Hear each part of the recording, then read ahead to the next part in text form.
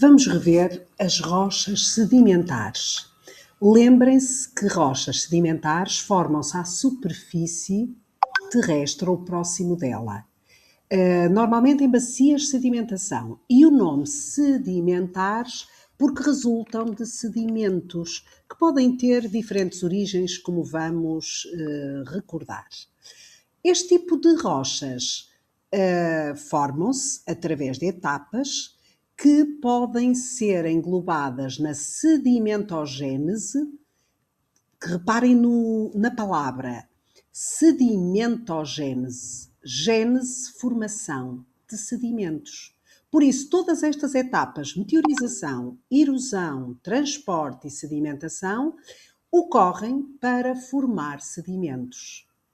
Segue-se a diagênese, que é a formação ou a transformação dos sedimentos em rochas sedimentares consolidadas. Vamos começar aqui pela meteorização. Meteorização consiste na desagregação ou alteração da rocha por ação de agentes como a água, por exemplo, o vento, os seres vivos. Há dois tipos, a física e a química. A física consiste na fragmentação da rocha sem haver alteração na sua composição química e mineralógica. Ocorre normalmente em zonas desérticas e geladas. A química, pelo contrário, em zonas quentes e úmidas, e neste caso há destruição muitas vezes de minerais para se formarem outros, os minerais designados de neoformação. Vamos começar pela física. Na física há vários tipos. Crioclastia, não se esqueçam que crio significa gelo. Termoclastia, calor, temperatura. Haloclastia, minerais, halite, lembrem-se da halite formada são minerais que se formam a partir de águas ricas em cloreto de sódio. A ação dos seres vivos e o alívio de pressão. Vamos começar aqui pela crioclastia. Coloquei aqui uma imagem que acho que demonstra bem, como se aqui representasse a rocha com as suas diaclases.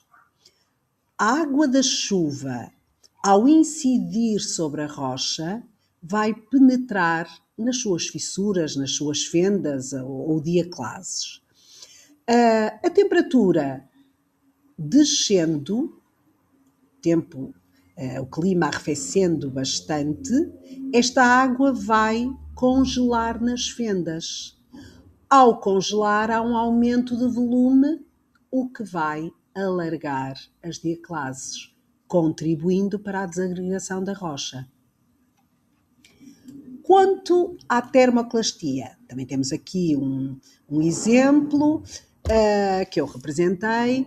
Temperaturas elevadas fazem os corpos dilatar, temperaturas baixas retrair. O mesmo acontece com as rochas. Por isso, retrações e dilatações sucessivas provocam fraturas nas rochas, o que vai, com o tempo, contribuir para a sua desagregação, para a sua quebra em fragmentos. Haloclastia. Aqui temos o exemplo. Isto normalmente ocorre em zonas de praia, em que as águas, como sabemos, são ricas em sais minerais, e quando a maré enche, a água chega às rochas e vai se infiltrar nas fendas. Quando a maré baixa, essa água que ficou nas fendas acaba por evaporar e há precipitação dos sais minerais que cristalizam, o que leva também a um aumento de volume e alargamento das fissuras. A ação dos seres vivos não representei, mas basta pensarmos em raízes que acabam por sim, crescer nas fendas das rochas, o que vai contribuir para o seu alargamento, e em animais, como por exemplo as toupeiras, que escavam galerias e tocas, o que vai também contribuindo para a desagregação da rocha. Alívio de pressão. Este tipo de meteorização ocorre em rochas que se formam em profundidade, como por exemplo o granito, e quando ao longo do tempo afloram à superfície por movimentos tectónicos e erosão das camadas suprajacentes, como vão estar sujeitas, quando se aproximam da superfície, a uma menor pressão, este alívio da pressão vai fazer com que se formem fraturas, fraturas essas que fazem lembrar as escamas de uma cebola, as camadinhas da cebola, fraturazinhas concêntricas, a chamada disjunção esferoidal, e que eu tentei aqui representar. Quanto à meteorização física, é isto. Vamos, de seguida, ver em que é que consiste a meteorização química. E neste tipo de meteorização, já dissemos que se podem formar novos minerais e consistem na dissolução, e um caso especial de dissolução de que vamos falar, a carbonatação, hidrólise, um caso específico, a caulinização, hidratação e oxidação. Vamos aqui começar pela carbonatação.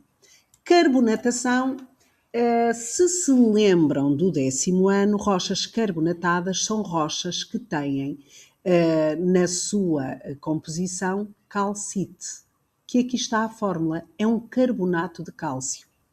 Aliás, a calcite é o mineral predominante no calcário.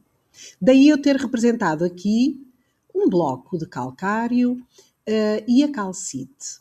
O que é que vai acontecer?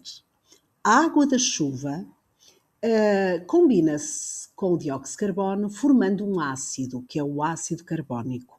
Por isso é que a água da chuva é ligeiramente ácida. Quando este ácido carbónico reage com a calcite, dissolve-a, removendo estes íons, cálcio e o íon bicarbonato, em solução. Por isso vai formar buracos no calcário. A dissolução, que está aqui neste sentido, vai ser responsável pela formação de grutas em profundidade. Claro que há calcários que têm outros elementos constituintes para além da calcite. Podem ter, por exemplo, argilas que têm uma cor avermelhada devido à oxidação e, como são insolúveis, ficam no local. É a chamada terra-roça. Pelo contrário, a precipitação leva a que se forme novos calcários, porque a calcite vai precipitar. Isto em que condições? Em zonas de gruta, como estamos a ver aqui, as águas que escorrem do teto, ricas nestes íons, cálcio e íon bicarbonato, começam a precipitar, como vemos aqui, formando camadinhas de calcite. Camadinhas que se vão sobrepondo. E isto, lembrem-se que são processos para demorar centenas e milhares de anos. E vão formando, a partir do teto, novo calcário, as estalactites. À medida que vão caindo gotinhas no chão da gruta, começam também a formar-se, a partir daí, estalagmites. Por vezes acontece que se unem, se encontram a meio caminho e formam as colunas. Também se pode encontrar no chão da gruta travertinos, que são rochas também que se formam por este processo, muito similares ao calcário. Vamos agora ver, por exemplo, o caso da hidrólise e o caso específico da caulinização. Temos novamente aqui a água da chuva a reagir com o dióxido de carbono e a formar ácido carbónico, que se dissocia nos seus íons. E o que é que vai acontecer? Eu representei aqui um feldespato potássico, como o próprio nome indica, ele tem na sua composição potássio, que vai ser substituído pelo H+ do ácido carbónico. Isto altera a composição química do mineral, que passa a ser outro, que aqui não se vê muito bem, mas que é um mineral de argila que, quando puro, é branco. Daí aqui na imagem não se vê muito bem, que é caulinite. Daí este processo ter a designação de caulinização. E é um processo de hidrólise, porque reparem, é preciso água e vai haver destruição de um mineral para se formar outro mineral, um mineral de neoformação. A seguir temos aqui a hidratação, desidratação. Temos, por exemplo, aqui a hematite, que é um óxido de ferro, como vemos aqui, que se incorporar água e hidratação, vai originar um novo mineral, limonite. Se a limonite for desidratada, perder água, volta a formar a hematite. Por último, temos a oxidação. Se bem estão lembrados do 10º ano, a oxidação está associada à redução. A oxidação rima com doação de eletrões, como vimos o ano passado. Por isso, isto acontece em minerais que têm ferro na sua composição. E este ferro vai ceder eletrões ao oxigênio atmosférico, ficando oxidado, ou seja, formando óxidos de ferro, como por exemplo a hematite. Estes são os processos de meteorização.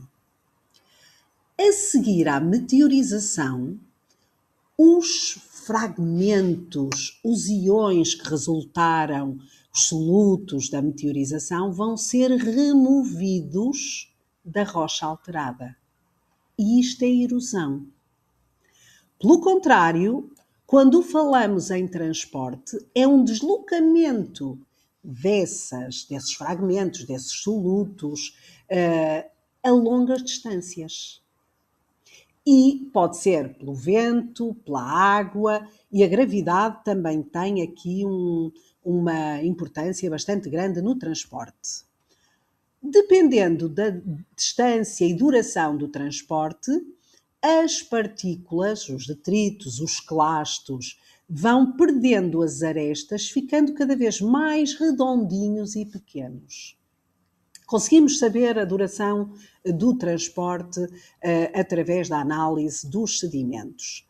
Se separarmos os clastos, estes detritos, estes sedimentos, por tamanhos, se tivermos alguns de maior dimensão e outros de menores, dizemos que está mal calibrado.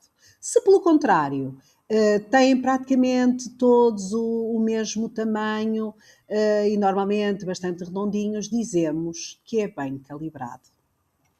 Após o transporte, a energia do agente de transporte diminui e, por isso, vence a força da gravidade. E os sedimentos vão se depositar em bacias sedimentares ou bacias de sedimentação. Normalmente formam estratos horizontais e paralelos, em que a camada de cima é o chamado teto e a que está por baixo o muro. Diagênese. Os sedimentos, após se depositarem, começam a exercer pressão sobre os que estão por baixo. Daí aparecer aqui esta etapa, compactação. Quanto mais pressão exercerem sobre aqueles que estão por baixo, vai acontecer a desidratação, que é a saída da água dos espaços entre os sedimentos. Ao longo do tempo, lembrem-se que isto são processos muito morosos. A unidade de tempo em geologia é 1 milhão de anos. Ao longo do tempo, o que é que vai acontecer? Substâncias que estavam dissolvidas na água precipitam, formando um cimento natural. Substâncias essas que poderiam ser sílico, óxidos de ferro e carbonato de cálcio.